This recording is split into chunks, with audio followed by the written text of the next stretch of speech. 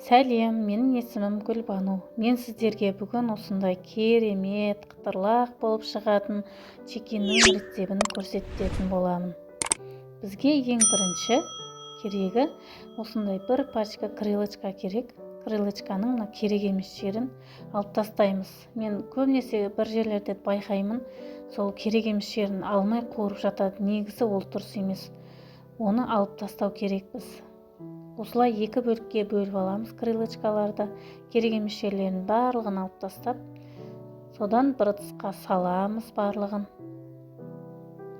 Барлығын салып болған соң оған бір қасық тұз, ас қасықпен приправа, паприка және 2-3 штук чеснокты майдалап турап, осындай су көмілетіндей етіп су құйып, 2 сағатқа болмаса 1 күнге, өздеріңізге қандай уақыт ыңғайлы, негізі 2 сағаттан кейін болмау керек. Содан ұнымызға приправа және тұз қосып, жақсылап араластырып аламыз. Араластырып болған соң,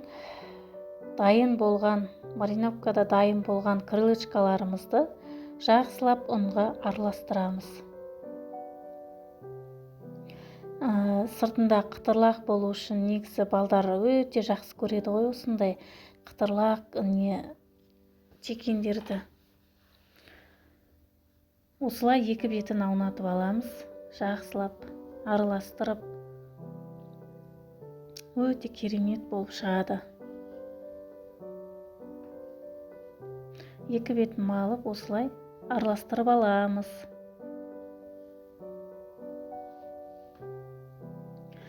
Осылай араластырып болған соң, егерде қатты қытырақ болған қаласаңыздар, және тағы да ұнға салып алсаңыздар болады. Ол үшін жаңағы мариноват еткен суымызға батырып аламыз.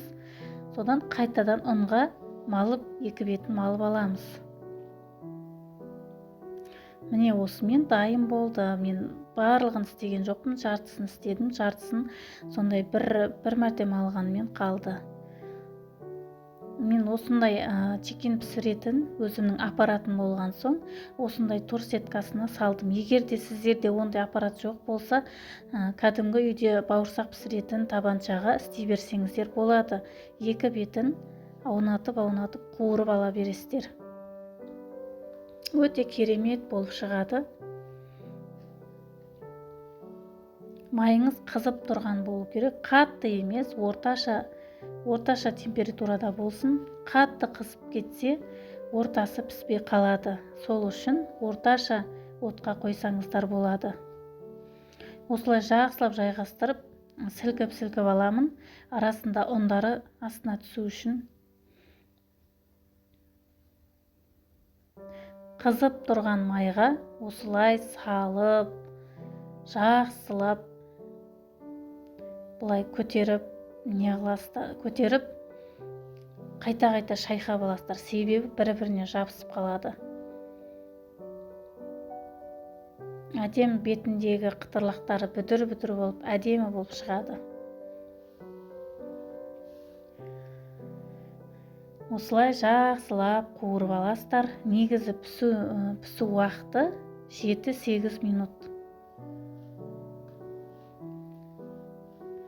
7-8 минуттан кейін мен оны жақсылап аламын.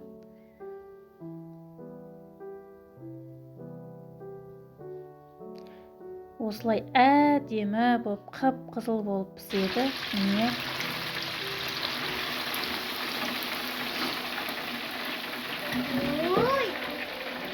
чекиндеріміз дайын болды. Қандай керемет болып шығады. Мен оны жақсылап тарелкаға салып, балдарыма ұсынатын боламын. Өзім де қызығып жеп қойдым. Дәмі өте керемет. Дәмі өте керемет. Сіздер де жасап көріңіздер, құрметті оқырмандар. Өте керемет болып шығады.